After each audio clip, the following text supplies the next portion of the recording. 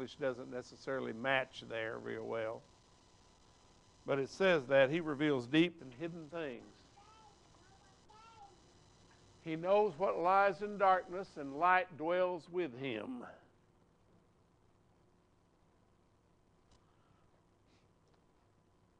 So what He's attempting to do is set His people free.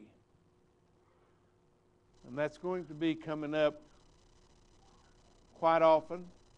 And as this happens, we realize that we have to get free on the inside before it shows on the outside. You say, how does that work? Well, freedom on the inside, you're free indeed.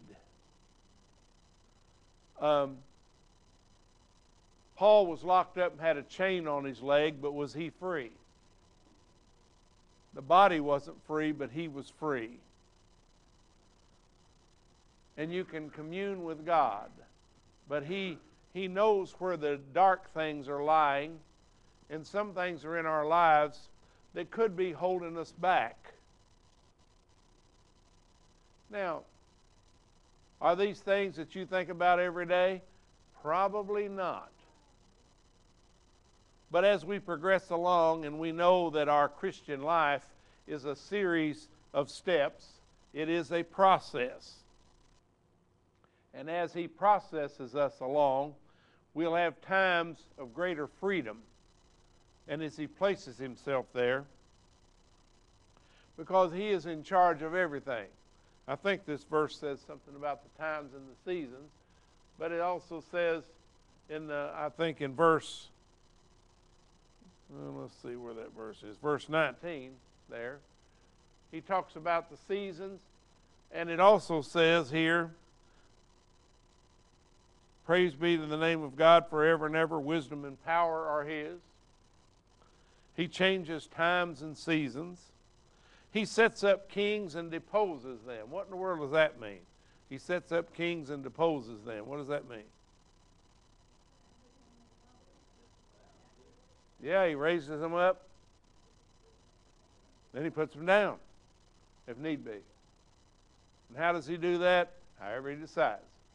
But that is what He does. He says He gives wisdom to the wise and knowledge to the discerning. He reveals deep and hidden things. He knows what lies in darkness, and light dwells with Him, in Him, or the light is Him. Because it's the light of Jesus. Well, there's a lot of things like that in the Scripture. So, can He depose a king? Yeah. Just in our modern time, without an opinion one way or the other, looks like Muammar Gaddafi's headed down. Well, 6 months ago he was headed up. How's that work? Jesus comes along and said, up, we're going to go down. And down you go. Now, why does He do that? Yeah, the Lord said, all right, it's enough of that. We're not going to do that. He'll stop that. And so you realize then He wants to set you free and see what lies in darkness. You remember last Sunday when we were talking about this, and we were, okay, all right, I'll do it. All right, okay. All right, all right, all right.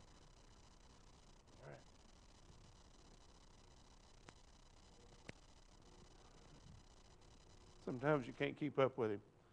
He knows what lies in the darkness. But I'm not in the darkness right now. Where am I? I'm in the light. But in our old nature, a lot lies in the darkness. Do we all have part of this in our life? Yeah, we do. Yeah.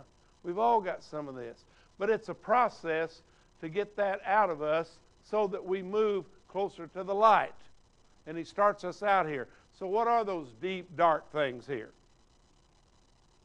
Well, it can be anything. Pain from childhood, any kind of thing that's happened and occurred that can be holding you back. And so He's talking about what lies in the darkness. Now, do we need to be afraid of what's in the darkness? No. No. Are you afraid of what's in the darkness? No, no, we're not. Not really. Because you see, If we're a child of God, what can actually get us? Nothing. Nothing. Now, He may let you go through some things to form you and make you, but all that time, it moves you closer to the light. So He's looking in that darkness. We all got areas of darkness in our lives. And when we have that, does this make us a horrible person? No. It just means He hasn't got to that place yet. And He'll get there. And of course, when Jesus returns for us, we'll all get there all at once. We're still alive.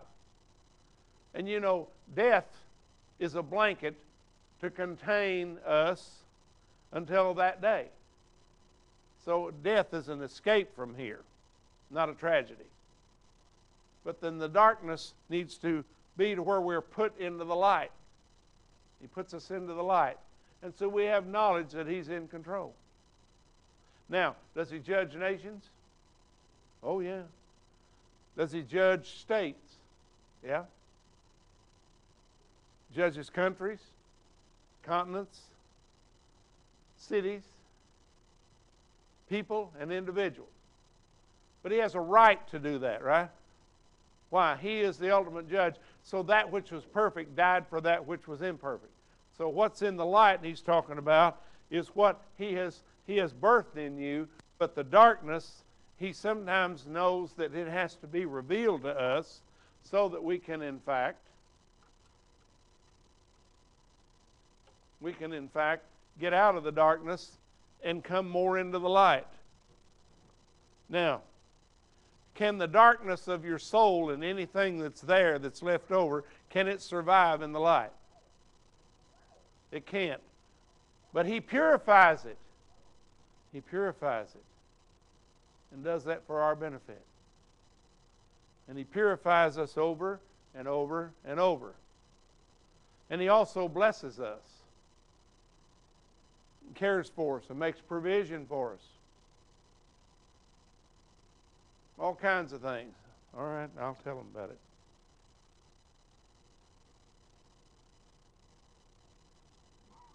God gives revelation. You know, we had a problem with our roof leaking real bad after the tornado hit the building. So we were trying to figure this out. And it leaked real bad, and we had a mess, and ceiling tile were wet, and they were falling. And it looked real bad. But, you know, God is funny how He does stuff. And our insurance company said our roof's not leaking, so they wasn't going to pay for the damage. So they send us a big letter. All right? And so as I read that, I thought, you know, there's a funny thing about this. There's a clause in there that we need to pay attention to, because we found out something. When Aaron and some of the men got up on the building and started to repair the damage that was done, they simply covered that area with tar paper. It doesn't have all the covering on it yet, but the tar paper covered the hole where the water was getting in. And so we had this rain on Saturday. And you remember I told you on Sunday it didn't leak? Because it's not coming through the roof. It came through where the damage is. So I called them up today and I said, you know this clause you got in here where water coming in does damage? And they said, yeah. I said, we haven't done anything to the roof, but it's not leaking. So it's not coming through the roof, it's coming from somewhere else. All right? It's coming where the damage was. And we had silence on the other end of the phone. And I said, by the way, you sent me this very precise legalistic piece of paper that says that if it came through where the damage was, you'd have to cover it. So, okay, here you go. By your own law, by your own policy. Okay. Yeah. So now they have to pay for the damage and the cleanup. Said they weren't, but that was then. Now we'll see. Because, see, you got a problem when it's raining and we haven't done anything to the roof. The roof's not actually leaking. It's getting in somewhere where there was damage and going underneath. You got rubber roof, you got another strip of something it's attached to, then you've got a metal galvanized roof right up there. And it was going inside there, but under that decorative box that sets up there where the damage was, there's no roof underneath it. It's just sitting there. So when the water went in there, it didn't have anywhere to go, so it ran along the galvanized and found a place and come in. That's what it did. But we haven't done anything to the roof and it doesn't leak. Why? It was coming in somewhere else. I said, but your inspectors, yeah, well, yeah, well, we must have missed that. Yeah, okay. But you understand that God does what he wants to do. And you could say, I'm going to do something. What does that actually mean? It just means you were talking and making noise. That's what it meant.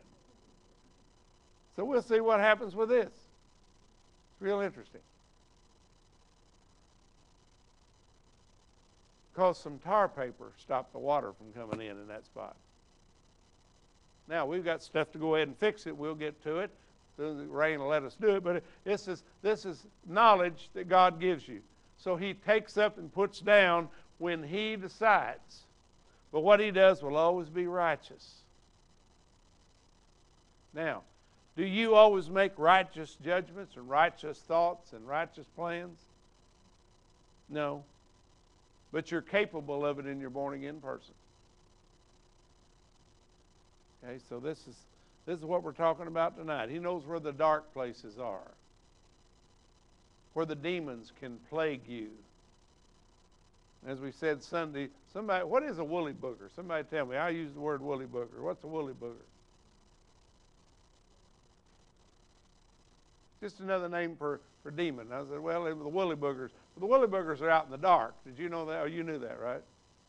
When you get out in the dark, you don't have to find them, they find you. It's true. Is woolly boogers a good Tennessee word, is it?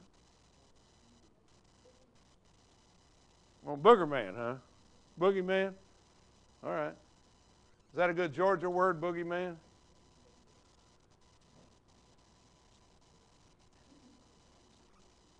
It is, Yankee word, boogeyman? Oh, it is, all right. No, Illinois got Old Nori. I don't know who that is, but that's Old Nori. Oh, yeah, you got, my aunt said Old Nori's over there. I'm like, where is it? Jiminy, Old Nori. Of course, there was Old Rawhead and Bloody Bones, too, somebody come up with. That's an up north one. So you realize, though, you know what we're talking about, and they're attracted by your darkness. And we all have some in our own nature. Okay? That's how we look at it. So what he's doing is helping us. So how we're going to do this, we're going to pray for our prayer list right quick. Who will pray for those that are diagnosed with cancer? All right. Who will pray for those with other health issues, including all of that? All right. Who will pray for the children and the pregnancies? How about other requests and employment? Who will pray for the missionaries? Who will pray for our military? And who will pray for our students? Then let's call those names out loud, if you would.